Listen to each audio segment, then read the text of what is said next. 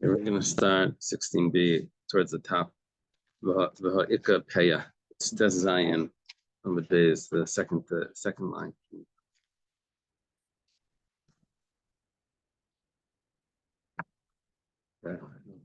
Thank you. Okay.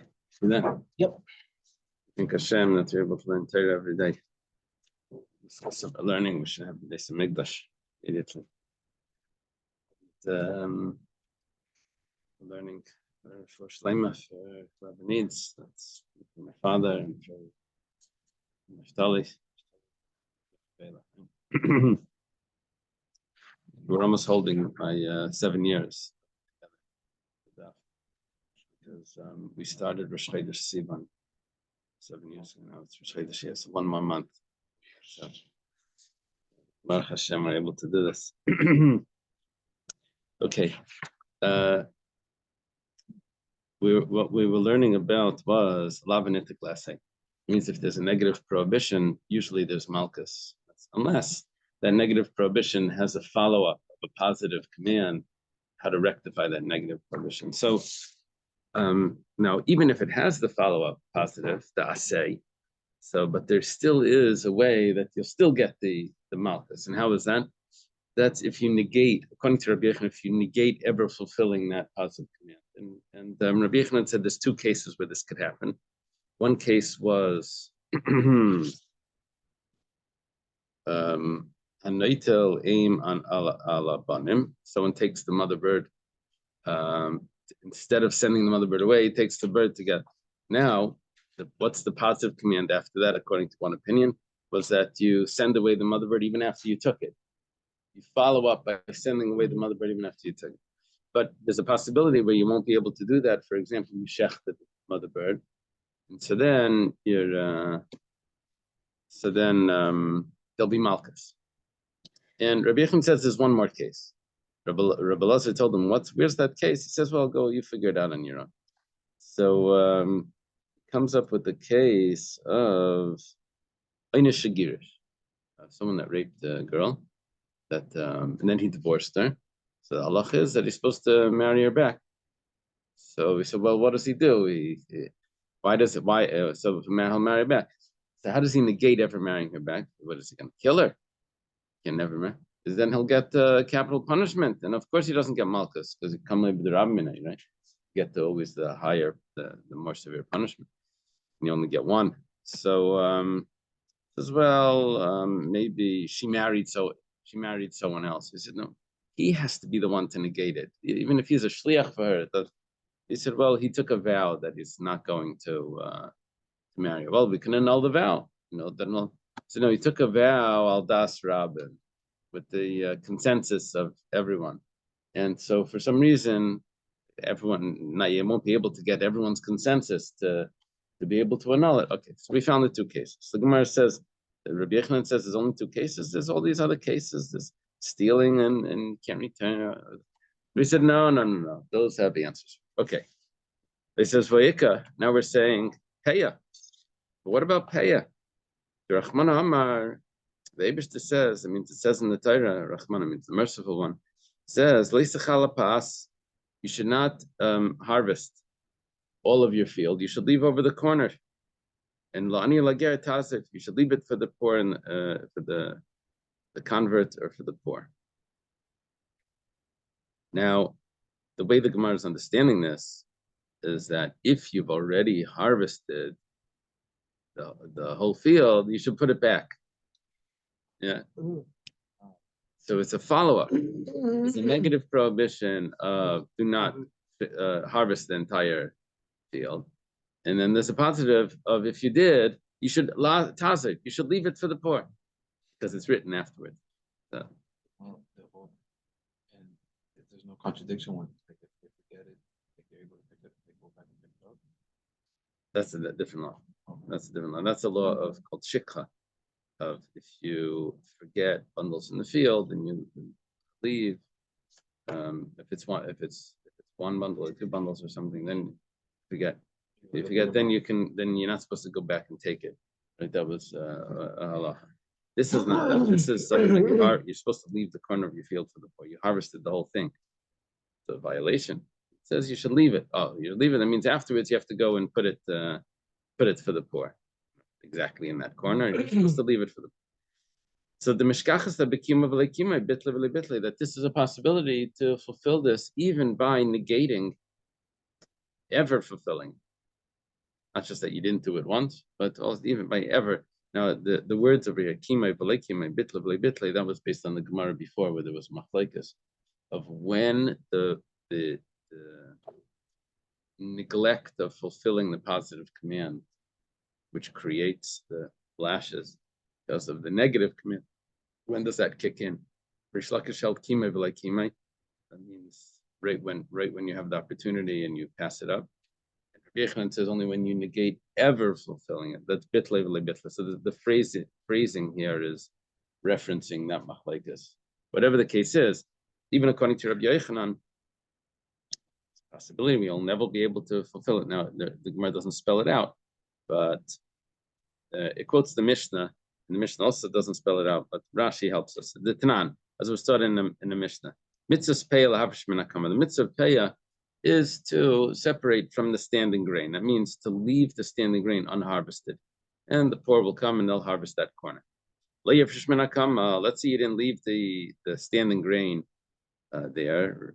Rather, you harvested everything. So so you just leave it in the bundle. And that could be for the poor also.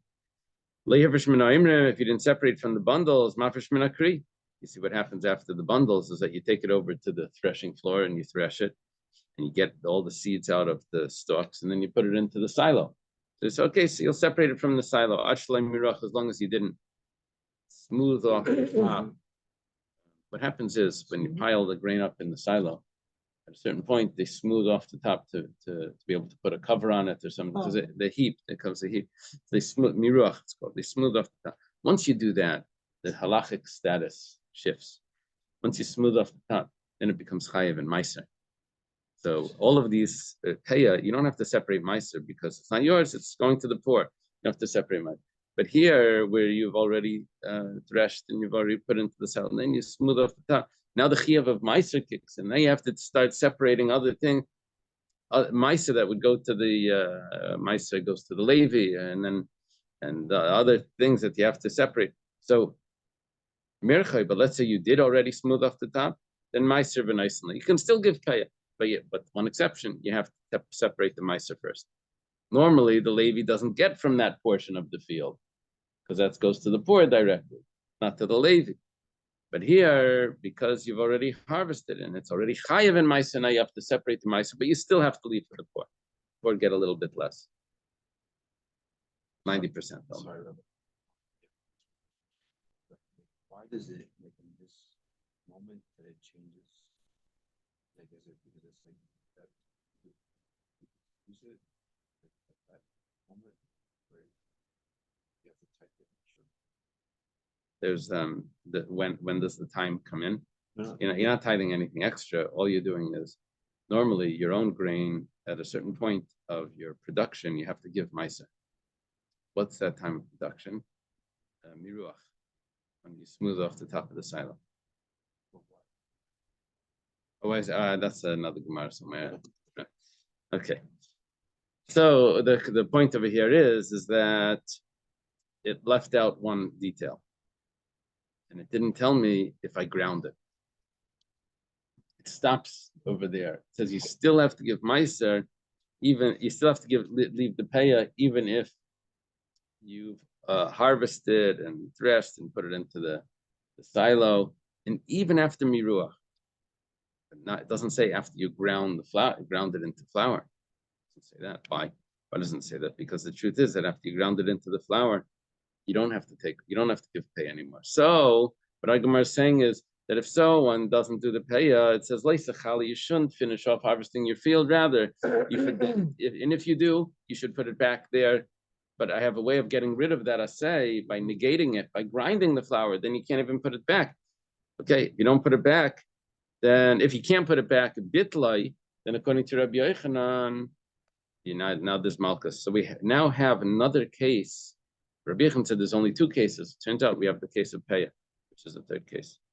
The Gemara says, Kid Rabbi Yishmael. No, yeah, because it's changed and then you acquire it and then there's no pay anymore.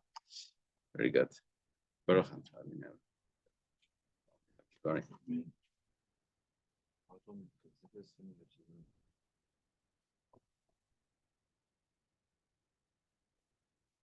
Oh, the Baba Kama is a big deal about changing things, right? Yeah. Excellent. Very good. Kid Rabbi Yishmael Damaraf Mafresh Meneisa, like Rabbi Yishmael says, even after you ground it, even if it's dough, you can still take a payah. So there's no bitlay of it. There's no negating the assay. You can still do it. Shmuel nami mishkach sadda achalisa. 1 second. But what about if he ate it? Okay. No, you can't give it now. Gemara says, you know what? When Rabbi Yochanan said there's two cases, there's this case of the bird and there's also the other case. It's talking about this case.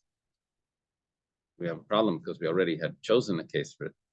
But the case of the rapist that we said that he has to stay with her his whole life and he has to marry her back even if he divorced her, and we said that, but there's a possibility where he can't marry her back because he took an oath with the public consensus. It says, when do we say that you can never annul an oath like that because it's a public consensus? That's the Dvar Rishus. That's only if it's something of voluntary nature. But if there's a mitzvah here, which means that he should fulfill the mitzvah, that he should marry her back, then the public consensus would be that we can annul such a vow. What about someone who's swearing a Masa Dava Shekatsu Batera? I mentioned that before. Because he took a vow. That to violate the rule. To violate the rule. Yeah. So we said right, someone asked us before. We said, were you asking this? I think what we said before was that Masna Mashakos Batera was a discussion about if I make a deal with someone and there's a condition in it that the Torah doesn't allow. So we say we ignore that condition. The Tanai Batal. Like someone takes a vow, I'll be married to you, but I'm not going to fulfill the obligations of Aina or something, except for monetary matters. But what I was thinking was like in the whole vow situation, when the person would vow something that was against the Torah was considered nothing. Oh, you're right. Okay. So that's a good question. Yeah, Chaim. Without the words Masna Mashkas Batera, but a vow.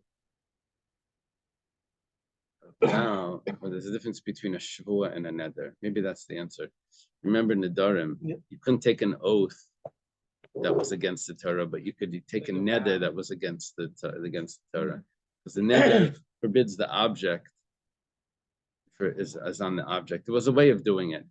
Yeah, I hear. The question is a good question. But there's a way of doing it where you can actually take an oath that's against it. Didn't we say a person can take an oath?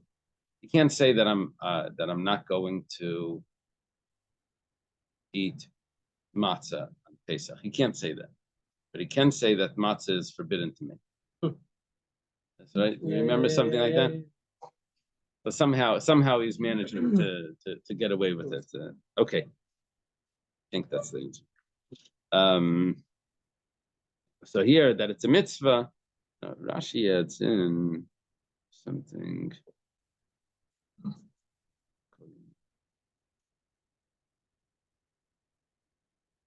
Okay.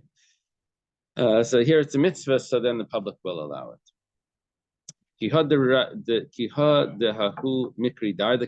For example, there was a teacher, Davi Pasha Biyanuke, that he was negligent with the students. Now Rashi says Pasha doesn't mean negligent, it means worse. It means he would hit them too much.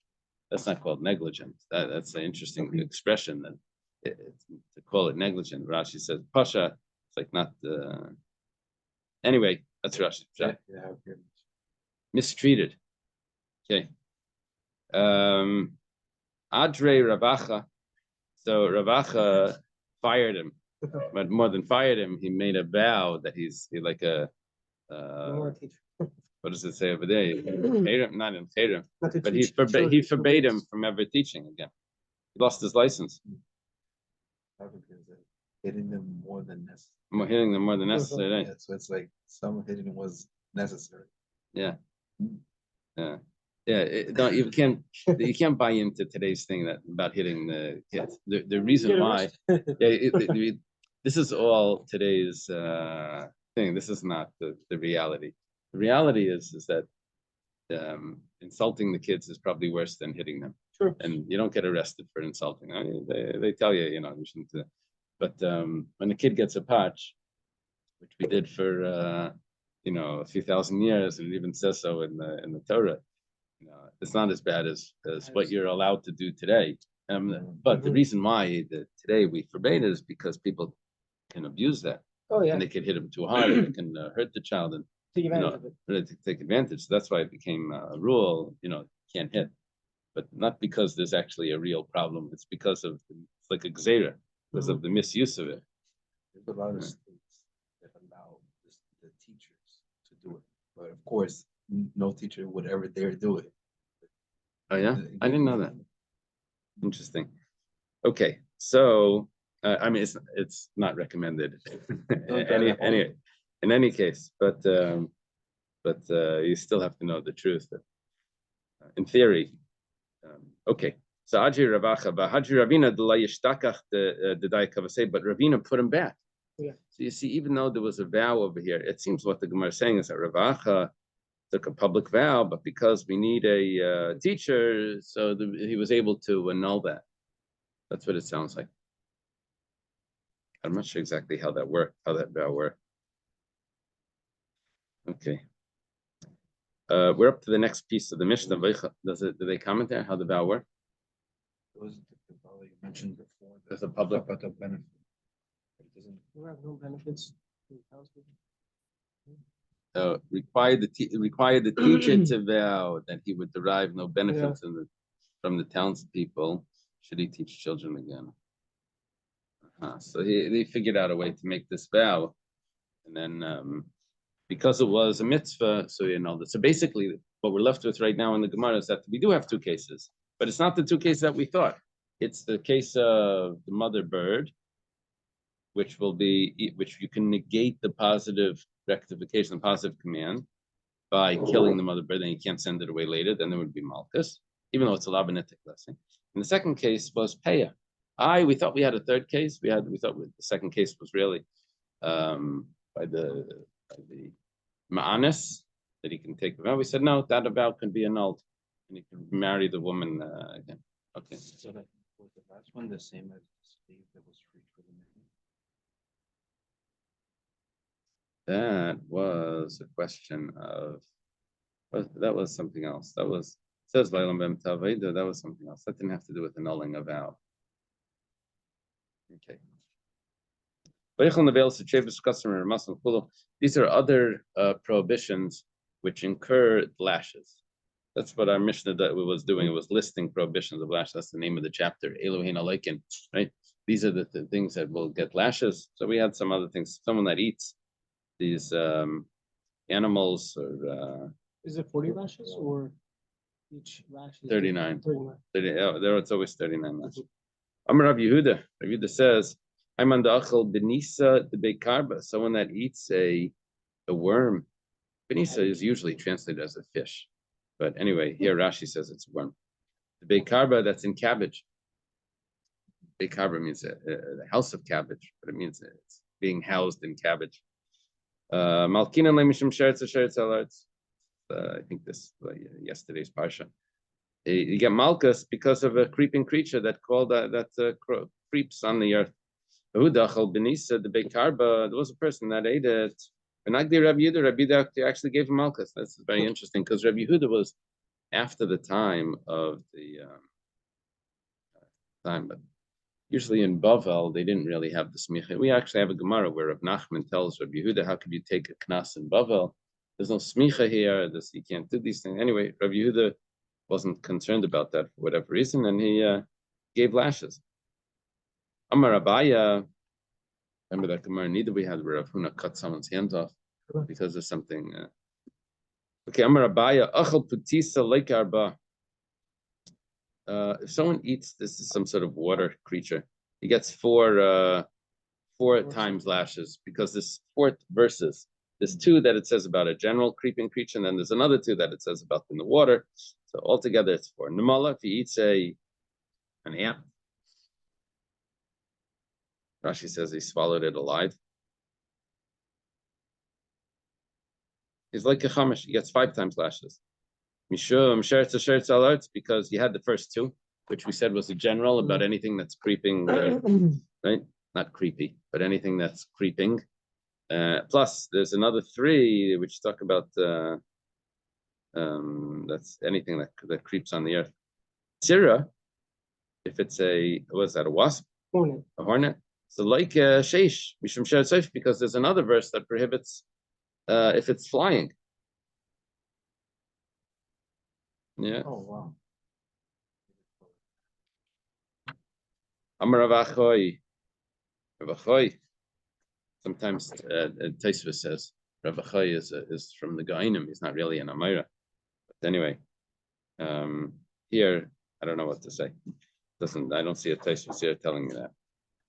Rav Achoy Hamashe es nekava vayvim mishum leit teshaksu. Someone delays going to the bathroom, he's violating bal teshaksu. How badly does he have to go to violate that prohibition? Maybe it has to do with, like, by davening. I know it says that if a person would be able to hold it in for some time over an hour, so then it's acceptable. But if he can't hold it for more than an hour, then he has to daven again. Remember such a thing? Like it's in brachas, right? Yeah, I think so. He stops or something. I think so. Amar of Bibi Barabaya, Haman the Shasi Bekarna Dumna, anyone that drinks out of the that symbol, but in the hospitals they have the symbol for the hazard waste. Oh, yeah. You drink out of one of those containers that's supposed to be in the hazard waste. It was a container that was used for blood, from the bloodletter. So Ka'ava Mishum Bal Tishaks, it's a violation of Bal Tishaks. Amar Rava Baravuna, Rava or Rabba Baravuna, he's taught Risaktishan Amalam Behavi Yachad Chai B'Shnim L'Kazayas. Let's say he shredded 9 insects, and then he has one that's whole, and that one that's whole made all of those 9 into a kazayas. Now, because it's a kazayas is like an ounce, so it's talking about a small schnapps glass. So there's 9 little insects in there. It doesn't fill it up all the way. You throw in one more living insect on top, and then you take it down. You eat the whole thing. So you're going to get a person that does that would get malka 6 times. Why? Because hey, mishum beria 5. Because we said before, any creeping creature gets 5. If it's on the earth, it gets 5 prohibitions. Means 5 lashes. But there's one more. Now that you have a kazayas over here of things that aren't alive, of something that's a carcass of some, right, an animal that wasn't shechted. It's like you're going to get even though one of them is still crawling, but that's just completing the kazayas. The majority is still going to be the kazayas. That's what it sounds like. Oh, Rashi says no, because when you swallow it, it dies. That's what Rashi says. No, Rabbi Kivega here.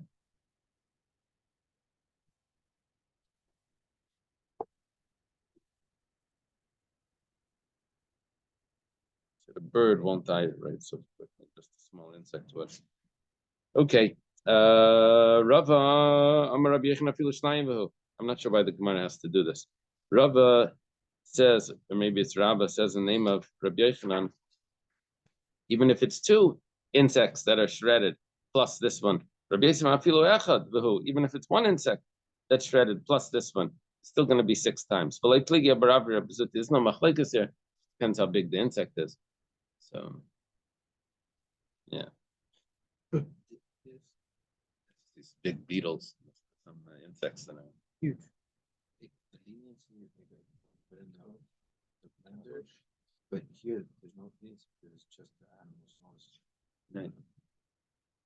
It doesn't become bottled because there's nothing else nullifying it. If the leniency of the shredded, ground up vegetables or spices, it's because it's nullified. Over here, it's not nullified. Ochal tevel ma'aserishin. Okay, it's interesting. Gemara. We're talking about now someone that eats tevel. That means unfixed produce. See exactly, or ma'aserishin, or produce that or ma'aserishin. What does it say? Shleinit lichmas. What does it say in the Mishnah? What is this? Mishnah.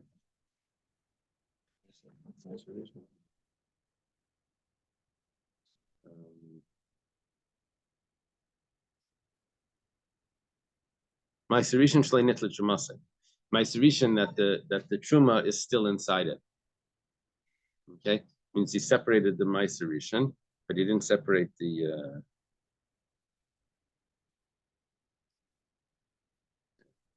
Is it talking about that the tithe that the Levi didn't give the tithe, the meiser mina meiser?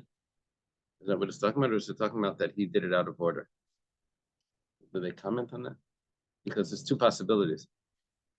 There's one possibility is that when you give the tithe to the Levi has to separate a tithe of the tithe to give that to the Kohen.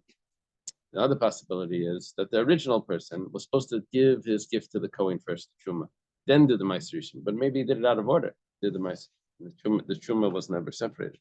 So it could be the first Truma, the second one, the Meiserishin. Okay, whatever the case is, there's no comment there.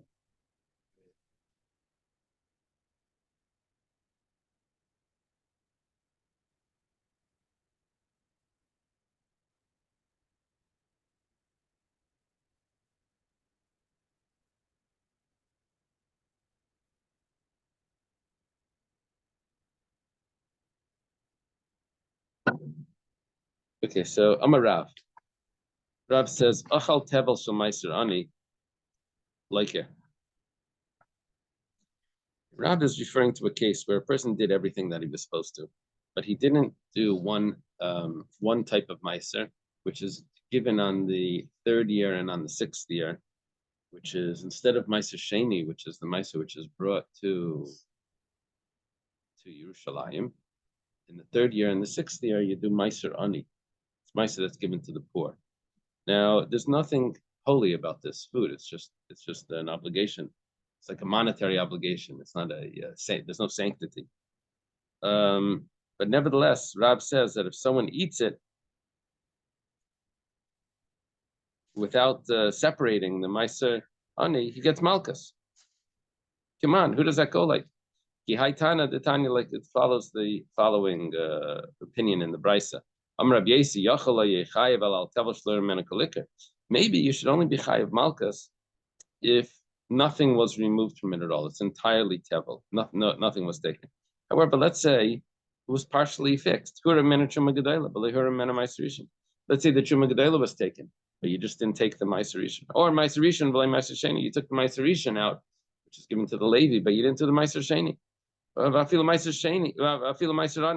Or even if you didn't take the Meiser Ani out because it wasn't the 1, 2, 4, 5 here, it was 3, 6 here, where you do the Meiser Ani. How do you know that there's still lashes for that person that eats this grain without it being fully fixed? That's a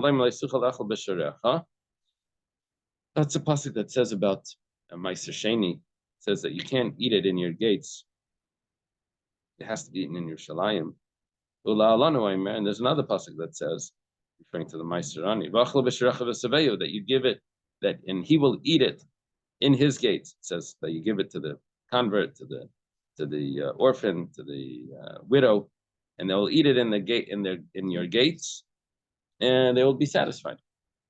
Malal on Meiser Ani, just like that's talking about Meiser Ani, that pasuk. Afkan, also the pasuk that's talking about the Meiser Sheni, but because it uses the word sharecha, and by Meiser Ani it uses the word sharecha, so it says all Afkan Meiser Ani also over here. The pasuk says that you should not eat it. You're not able to eat it. You're not able to eat it in your in your gates, which means that you can't eat the grain while the Meiser Ani is still inside. So there's a negative prohibition to eat the produce before it's fully fixed, even if there's Meiser Ani there. Okay, Amar Rabbi Yosef. Rabbi Yosef says Kitanoi. This is based on a Machlekes Tanam. So what we said before is that we have opinion of Rav. Rav would be following Rabbi Yossi. Now comes on Rabbi Yosef. Rabbi Yossi is a Tana. Rabbi Yosef is the Amira. He says that this follows an earlier Machlekes. Kitanoi. It's a Machlekes Tanaim. Rabbi Eliezer, I mean, says Shemal Ma'asani Shel Demai. What happened was, Rashi quotes the Gemara Saita that says that Yochanan Kohen Gadol sent out messengers in all of Israel, and he saw that the people of the earth, the Ami Aretz, were not careful with tithing. The only thing they were taking was Truma Gedola, first Truma, because it was a big, severe punishment. You don't separate the Truma Gedola. So people were careful about that. But the other types of tithes, they weren't careful about. So this became a rule where if you buy produce from an Amaretz, you have to actually tithe it. Now that tithing that you do, you don't have to give it away. You just have to separate it. You want it. If the reason why you don't have to give it away is because you have to separate, because you have to separate the tithe. That's halacha. But in order for the obligation to pay the money, person would need to prove that you owe it. The poor person shows up, or the lady shows up and says, "You have produce. Give me the meiser." He says, "No, I bought it from an Amaretz." And maybe he took it, maybe he didn't. If you can prove it to me that he didn't take it, I'll give it to you. But meanwhile, I'm not giving it to you. So it's a meitzah mechaver. If you want it, you have to prove it. Meanwhile, so I'll eat it, because you don't have to, but you have to separate it because just in case you have to separate it. But there's no sanctity to it. So the things that there were no sanctity. So okay. Now the question is, what about Meiser Ani? Does Meiser Ani need to be separated? So it's machlekes. Rabbi Eliezer says, "Ein tzarich l'shes Shemal Meiser Ani shel Demai." You don't have to separate it at all. You don't have to separate it at all. We know we're not giving it, but you don't have to separate it. Meiser Sheni, you would have to, was an issue. You would have to take to Yerushalayim, because that does have sanctity.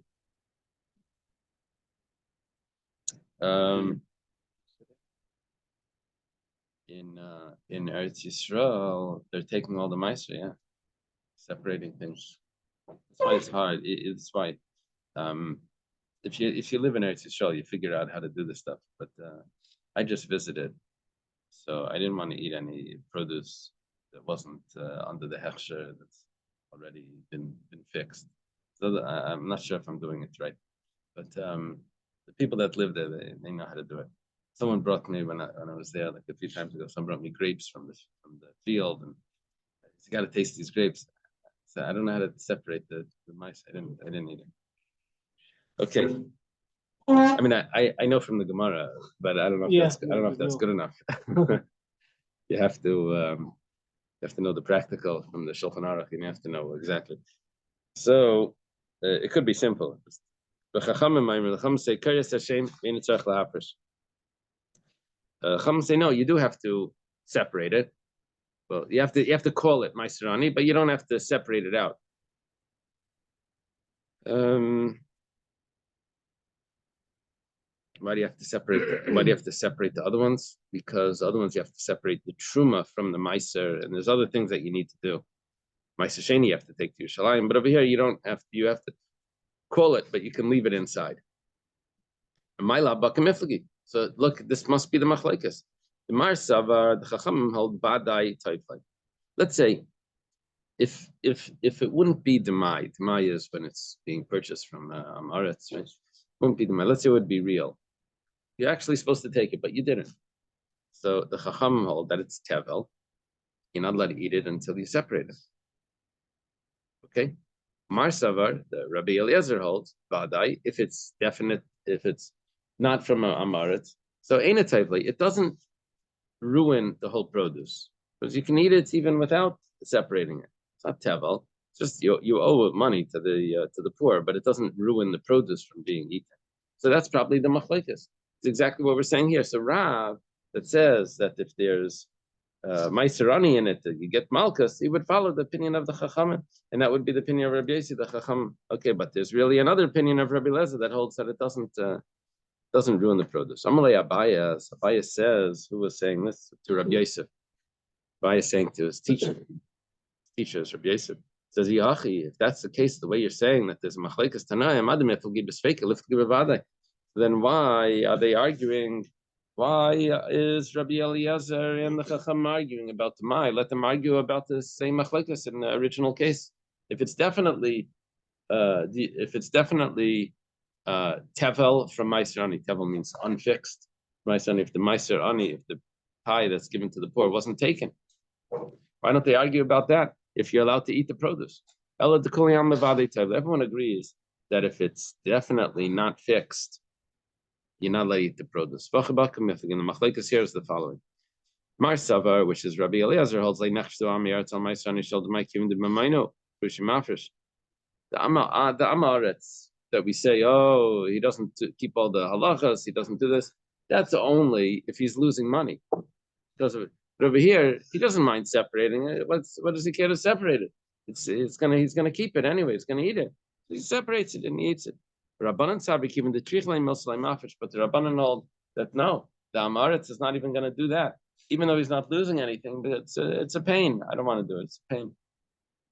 It's a bother. We're assuming that they know. Assuming that they know, and the machlekes is, would they bother themselves to do something that doesn't, they won't lose money?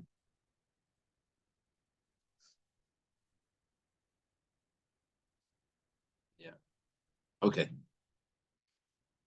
We had an interesting machlekes in the Mishnah between the Chachamim and Reb Shimon regarding how much tevel would incur the lashes. Chacham said a kazayas.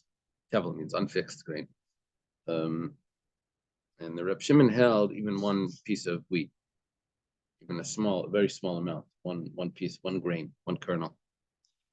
Well, Amar Rav Bibi, Amar Rav Shimon ben Lakish. Rav Bibi, he says in the name of Shimon Lakish, Machlekes Bechita. This is only if it was actual wheat, where Rav Shimon would say that you're going to get Malkus just for the piece of wheat. But Bekemach, once it's ground up, Divrei Kol Kazayis, everyone would agree that it's Kazayis. Now, there's a special logic Shimon had because the wheat is still in its original form, considered like a beria.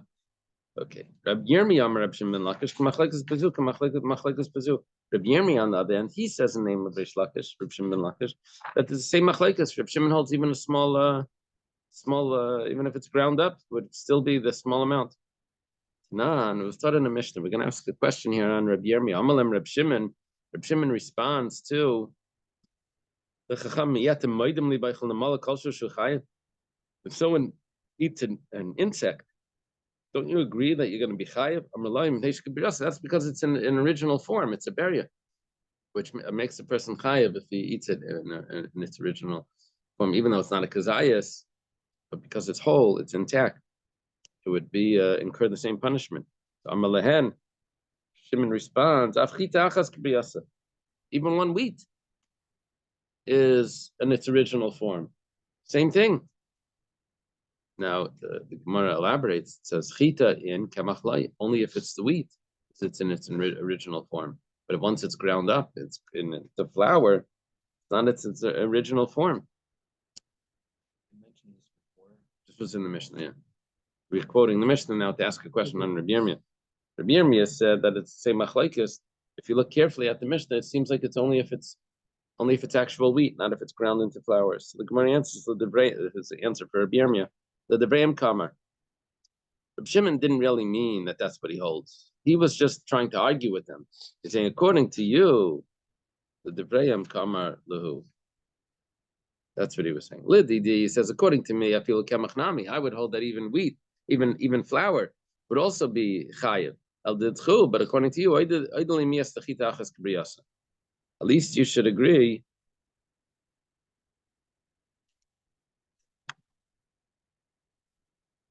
Yeah. At least you should agree by if it's a full kernel of wheat. The Rabbanan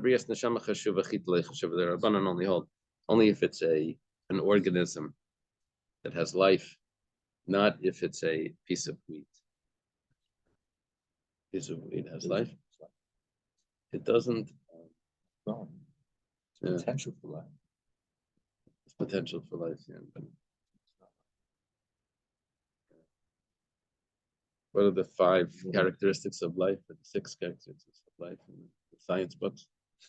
Yeah. In every science book, the first chapter tells you what's. You come out thinking like a copy machine has life or something. There's anything that reproduces, and they have to figure stuff out. Okay, so yeah. I'm sure the doctor is going to defend the science books. Okay. Animal life. Huh? Animal life. Animal life. Yeah. That plant. This one has a joke. This man that would left the gold thing to a friend, and then the gold it was started off with silver, had babies and all that stuff. Right. Okay, Tanya Kava said to Rabbi Yirmiyah. Now, if we started off asking a question on Rabbi Yirmiyah, now we have a support to Rabbi Yirmiyah. Does Rabbi Shimon Aimer Kol Shulamakas Le'am Kazayis Alin Karmen? Okay, just this explains what Rabbi Shimon's opinion is. What's Rabbi Shimon saying?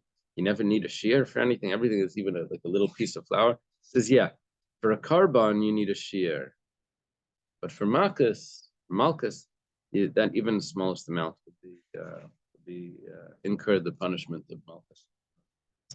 Okay, we have a new Mishnah. If someone eats the bikurim, we're listing here different prohibitions, different actions, prohibited actions that would incur malchus, would incur lashes. One of them is if someone eats bikurim, which are the first fruits, which is the fruits that's just starting to ripen now, and they Shavuos time, you would bring them to the Beis Hamikdash. When you bring it to the Beis Hamikdash, you would say a passage. You would bring it in between Shavuos and Sukkot. We say the passage. The passage was Arami Eved Avi, thanking Hashem for the land of Israel. And you'd bring these nice new fruits, and I would have a ribbon on it, right? It would be in a basket, and poor brought this basket, the rich brought that basket, whatever. Anyway, if the person didn't say the passage, and they start to eat the fruits, so that's a prohibition. But we'll see in the Gemara. Or if someone eats from a sacrifice, a very holy sacrifice, outside the klaim, which are the curtains of the Mishkan.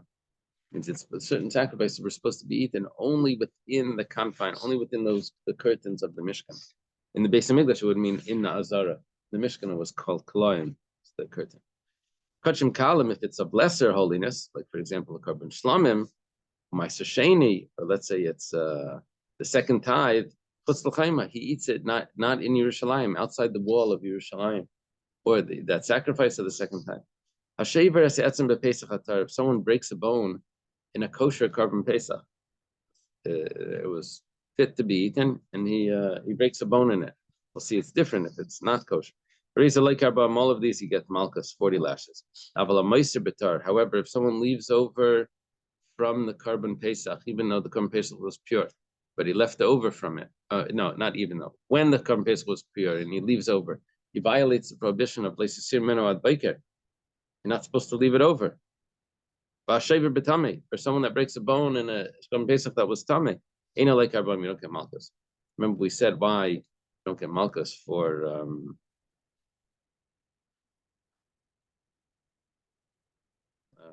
Neisar is because machlekes. One opinion was because it was asra suffix. The opinion was because of lav shein by maisa, right? It was either the warning wasn't guaranteed, or maybe it was because there was no action when you left it over. Two opinions there. And why is there no malchus if he breaks a bone in a tummy animal? Because the pasuk that says etzem leisishbru by, the Gemara learns in it means only if it's kosher, not if it's not kosher. This was the Gemara that we quoted before. The Gemara before was quoting this Mishnah here. This is the source. Actually, source is in Chulin, but we're quoting that. It says if someone takes the mother with the young, Rabbi Yehuda says you get malchus immediately, and there's no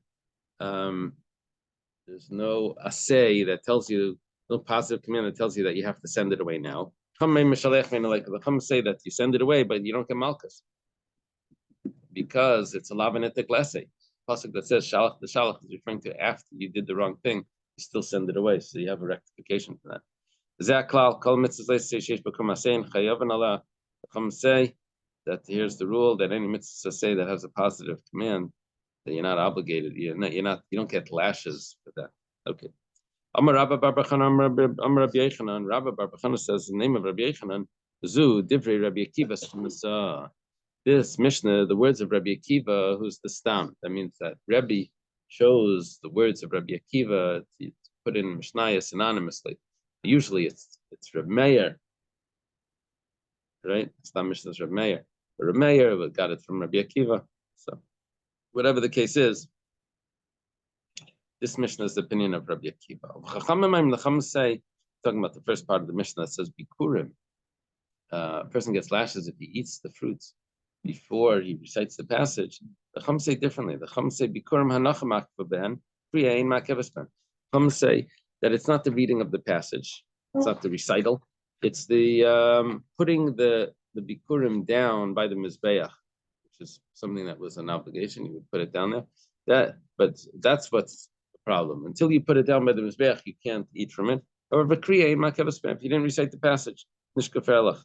So there's no malchus for that. That's so. In other words, since we have a machlekes here, Rabba Bar Bachana said, "Name Rabbi Yechanan." You should know that our Mishnah is not according to everyone. Our Mishnah is only according to Rabbi Akiva's opinion. The sages would hold a slight difference here.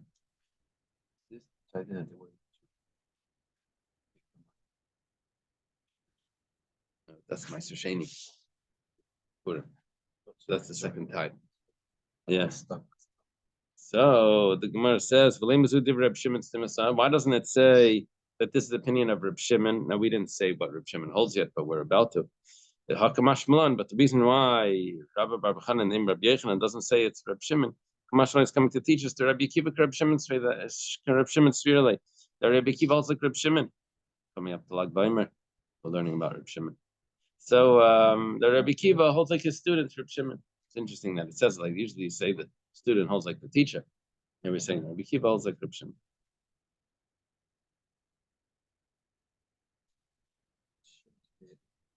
Mar says, "My Reb Shimon. What's the statement of Reb Shimon that you're talking about?"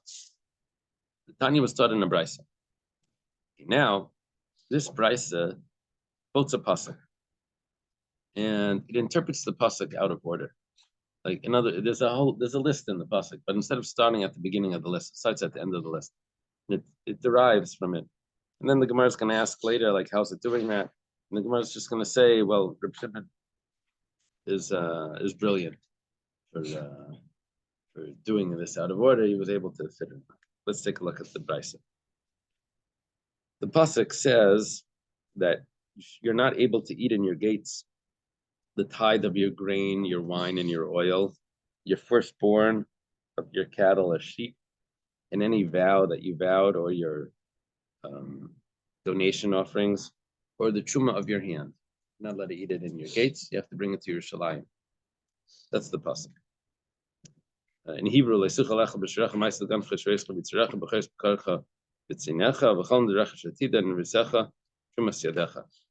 reading it from Rashi. Well, comes along the brisa and says like this. The Tanya was started in the brisa. Chumas yadecha. The last thing mentioned in the pasuk, it says the truma of your hand. Ela bikurim. This is referring to bikurim. What does yadecha have to do with bikurim? Rashi says that because the kohen takes the basket. He takes the basket from his hand.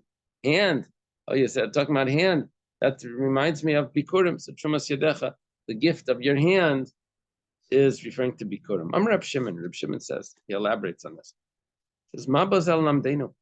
What is this pasuk coming to teach us? If it's coming to tell me that I'm not allowed to eat it outside the wall of Yerushalayim, which is the simple reading of the pasuk. Kal v'chaimer mimaiser akal. I already know that because I have a kal v'chaimer. If I can't eat meiser sheni outside of the wall, I can't eat meiser akal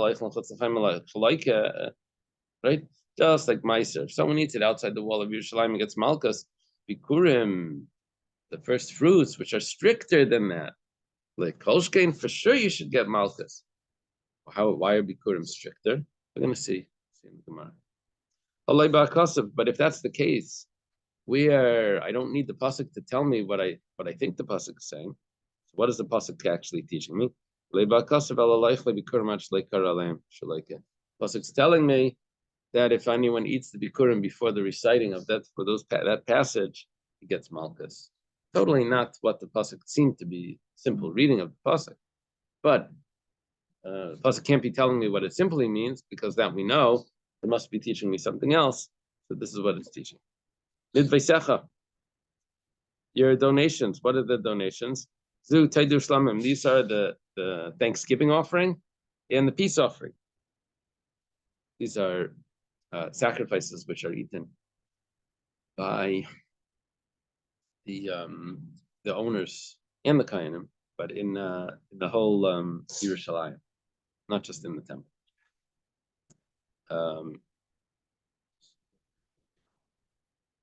Not home, but home into Yerushalayim. The family. Amar Rab Shimon, what is this teaching us? If you're trying to tell me that you can't eat it outside the wall of Yerushalayim, I know that. I already taught it from Meiser. And my Meiser, I can learn for sure to this to the Karbanis, which is much stricter, right? It's coming to tell me that if someone eats from the sacrifice before the blood is sprinkled, that he gets malchus. Okay,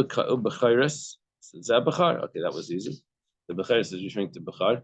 Yeah, there's no creativity over there. It's exactly what it sounds like. Amar Rab Shimon, what is this coming to teach us? It's coming to teach me that you can't eat it outside the wall, which is a simple reading of the pasuk. I would understand that from Meiser. Meiser, you can't eat outside. There's malchus. If it's coming to tell me that you can't eat it before the blood is sprinkled, I would learn that from the Taid in the Shlam, which we just learned, that you're not allowed to eat it before the blood is sprinkled, and there's malchus if the person does. It's coming to tell me that if a non-Kayan eats from the sacrifice of a Bechar, it's a kosher sacrifice, then he is going to get malchus. Bechar is the sacrifice that the Kayan eats, not a non-Kayan.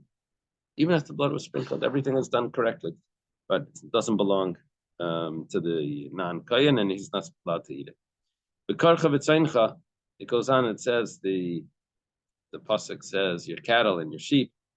We're talking about the Bechar of the cattle and the sheep. What is this referring to? The Gemara is darshaning, Zuchatas Vasham. It's referring to a sin offering and a guilt offering. Rab Shimon says, I already guessed what he's asking. What is this teaching us? If it's going to tell me that you can't eat it outside the walls, I have a kalpachayim from Maisi. If someone eats outside the walls of Yerushalayim, gets malchus. For sure, these two sacrifices, serious sacrifices, sin and guilt offering. If it's coming to tell me you can't eat it before the blood sprinkled, that I know already from the Thanksgiving offering, you have to wait for the blood to be sprinkled. If it's after the blood is sprinkled, I have a kalvachayim from Bechar that is stricter than Bechar. And Bechar, a non-Kayan is not allowed to eat it. So for sure, these non-Kayan is not allowed to eat it.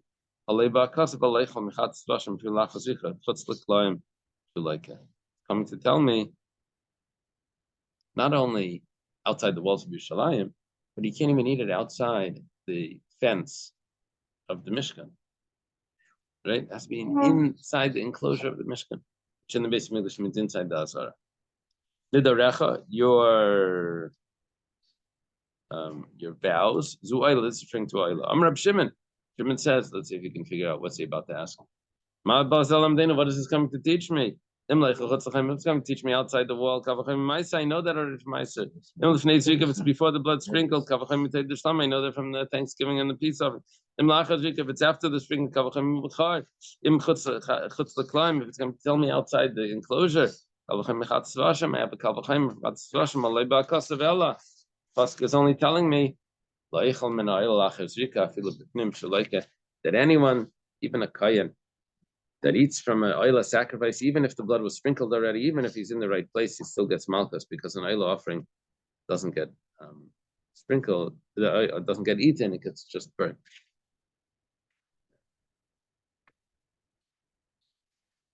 Amar Rava. Rava says, the al de'eme, when a mother is giving birth, Reb Shimon Taled, she should daven that her child should be like Reb Shimon. It's not like Reb Shimon, shouldn't be born. Even though this statement of Reb Shimon has questions on it, but nevertheless, Reb Shimon is so great. This is what you should daven for. To have a child like Reb Shimon.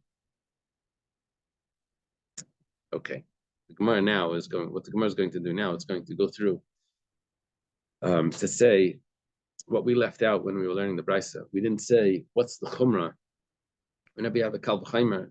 So one of them is lenient and one of them is strict, right?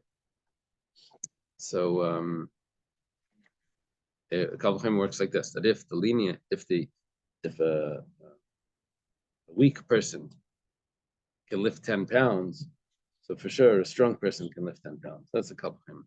By the weak and the lenient. If the weak has it, for sure. Now what we did was, if Meiser has to be eaten inside the walls, and for sure all those other ones, because everything else is stricter. Meiser is like the weak one, everything else is stricter. For sure they have to be eaten. So the Gemara says, "My chumrah de bikurim Meiser." What's the stringency of bikurim over Meiser that we made a kal v'chaimer? Bikurim, the first fruits. What's stricter about it? Well, it says shekena sirul azarim. Meiser could be eaten by a zar, non-kohen. Bikurim cannot be. Wow, that's a big strictness, stringency. That's why the rule is that it needs to be eaten in Yerushalayim, and it's a kal v'chaim from Meiser. The Gemara says, "Adarabba, 1 second, we can't say that. Meiser chamer shkenas leinen. There's a stringency in Meiser. It says Meiser sheni is not allowed to be eaten by an einen, someone who a close relative passed away before the burial. It's called an einen. In the passage that he recites, it says, "Le'achalti ba'eini mimenu." I did not eat from this while I was einen. There's a prohibition, and bikurim does not have that prohibition. That means Meiser is stricter than Bikurim. So you can't learn a Kal V'chaimer. You could always say that maybe that's different because that's stricter because of the prohibition to eat it as an einen, right? How do you know what the factor is which is causing the stringency of it being eaten in Yerushalayim? Maybe that stringency is only there because of the other stringency that it has, which Bikurim doesn't have. What's the stringency of the taida and the shlamim of Meiser, which we also had a kal v'chaimer? It says she came to a matan dam and 1 second, taida and shlamim for sure stricter than Meiser, because you have to bring the limbs and you have to sprinkle the blood on the mizbeach. Well, adarabba, Meiser chamer, that's not a kal v'chaimer because Meiser is stricter. She came to kesef tzura, because in order to redeem Meiser, you have to use an actual coin that has that's minted, that has a face on it. However, when you're redeeming a sacrifice that got a mum, you can redeem it with anything of value. So you see, Meiser is stricter than a taida. You can't learn a kal v'chaimer. What's the stringency of the firstborn over taida and shlamim? You said automatically there's a kal v'chaimer there. That just like the taida and shlamim, you have to wait for the blood to be sprinkled, right? It's not yeah. Yeah, have to wait for the blood to be sprinkled. So for sure, by the Bechar. But I'll tell you the answer. She came Kedushas Mirechem because the Bechar was holy right when it was born.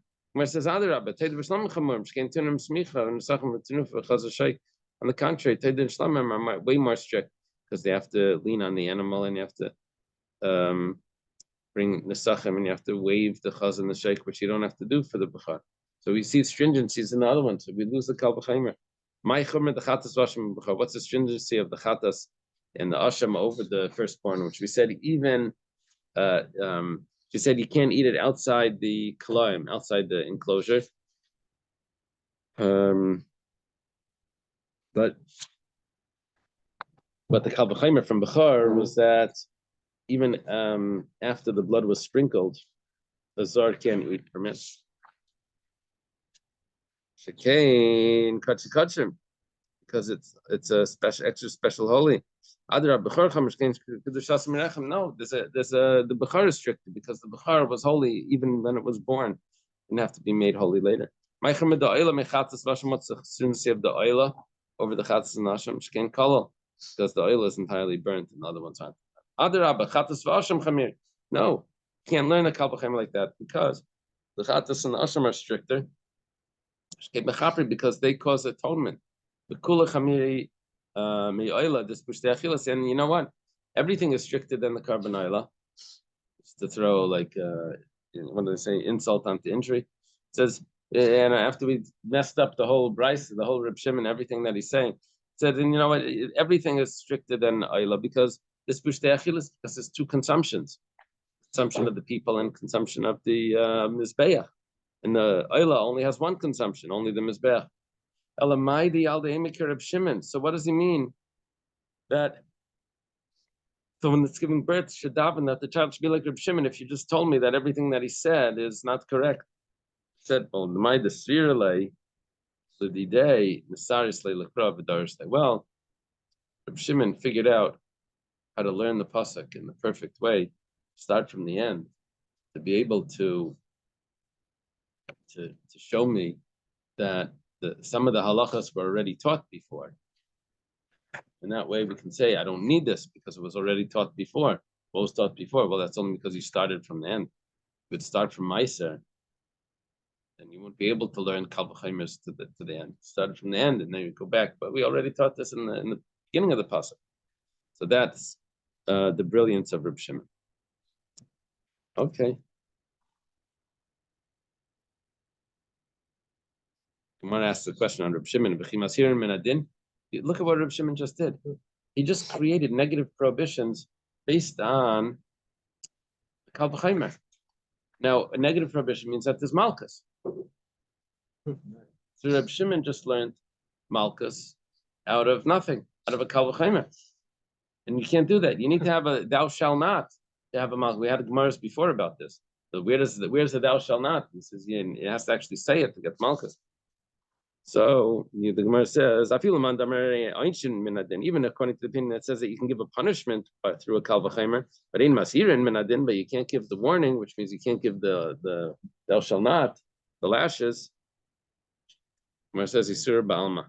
You're right. Reb Shimon wasn't talking about the lashes. He was just saying that it's prohibited without lashes. Gemara says that's a cute answer, but doesn't fit with other things we know. But Rava says, Reb Shimon like a chamish. Says, according to Reb Shimon, Rava teaches, according to Reb Shimon, if a non-kayan eats from an oila before zrika, outside the wall of the azara, it's going to get lashes 5 times. No, got to spell this out to you. First of all, he had a violation that he ate outside the wall. Kal V'Chomer from Meiser, you're not allowed to eat the sacrifice outside the wall of Yerushalayim. Second of all, he ate it before Zrika. We have Kal V'Chomer from Taida and Shlamim that you can't eat it before Zrika. And then another one is that he's a Zar, he was a non-Kayan, he wasn't supposed to be eating this. And another prohibition is that he ate it not only outside the walls of Yerushalayim, he ate it outside the walls of the, it was really supposed to be eaten inside the sanctuary. It's really supposed to be inside this, not the sanctuary, inside the Azara. And okay, we have a Kal V'Chomer Chatas and Asham. And the 5th one is because he ate an Oila. No one's supposed to eat the Oila. It reminds me of that joke with the Tsar was asking the soldiers. He was walking down the line of soldiers. He was asking them, if you were commanded by your general to shoot the Tsar, would you shoot the Tsar? So everyone said yes, because we have to follow orders. So we would have to. I'm sorry, Tsar, but we would have. So and then he comes to this Jewish guy. He says, if you were commanded by your general to shoot the Tsar, would you shoot the Tsar? He says, no, I would not. So the Tsar is like so like Oh, wow. overwhelmed. Wow, this like loves me so much. He said, "Tell me, why would you not?" He says, "Because I'm the babushka. I'm just the drummer. I don't shoot. carry a gun, right?" So okay. So here it's like all these prohibitions, and it's like, well, you weren't supposed to eat this thing anyway. So okay, Well, that's five, give him like 5 times 39. 5 times 39. Yeah, yeah, it's a lot of lashes. What is that? 200 lashes. Minus 5, 195, right? 195 lashes. Okay. The Gemara says, oh, so I didn't spell it out. I didn't spell out the question. The question that we're asking here is that Rava says that you get lashes. And we said before that ein einshin min ein, even according to Mandamar, that einshin min adin, that you can get a punishment from it, but ein mazhirin, but you can't get the prohibition to get lashes from a kal v'chaimer. But we see that Rava says that you do get lashes. It's a problem. The Gemara says chamish yisur and havi. Rava didn't mean lashes. He meant it's 5 prohibition. But Antanan Elohein Aleikin, you can't answer that because you told me that the Mishnah is Reb Shimon. And the Mishnah is talking about Elohein Aleikin, there's lashes. It has to be that there's lashes.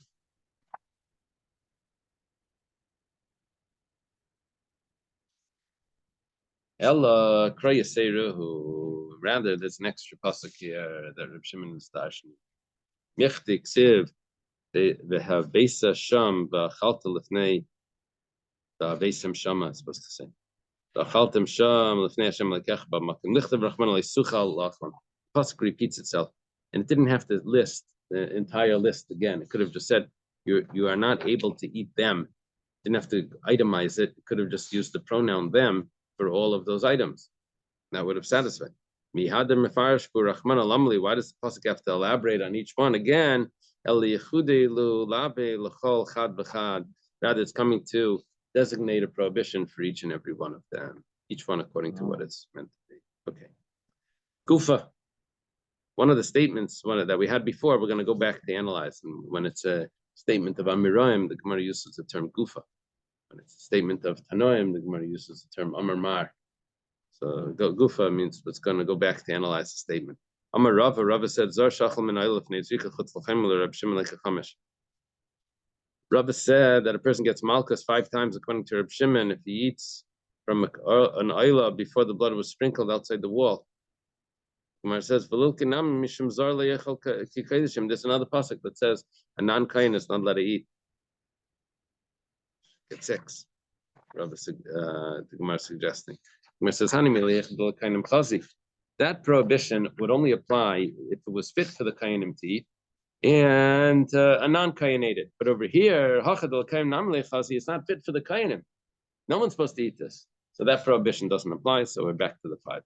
This is a pasuk which literally means that meat that's found in the torn in the field, you should not eat. And the Gemara explains that that whenever anything leaves its area, there's another prohibition on it. Now, this is the drash on the pasuk, right? There's the pshat in the drash. The drash on the pasuk is that if it any sacrifice that leaves the limitations of where it's allowed to be, it's another prohibition from eating that. It says that's only that's only if it's able to be eaten inside. But here it can't even be eaten inside, so you don't add the prohibition to get 6 malchus. We should get malchus like Rabbi Lezer says. You cannot eat it because it's leftover. It's holy, leftover. Kol shebekodesh pasol, anything that is pasol to you're not allowed to eat it. And here, because it left, it should be prohibited to eat. And in other words, there's another source. Another source means another set of lashes. That's Hanim Elihecha the Kaidim Psule Chazi. That's only if before it became possible it was fit. After the Kaidim Psule Namele Chazi. What was our case of here? We're talking about Achal Lefnei Zrika. So here he was eating it before the Zrika. Is that what they're saying is the issue?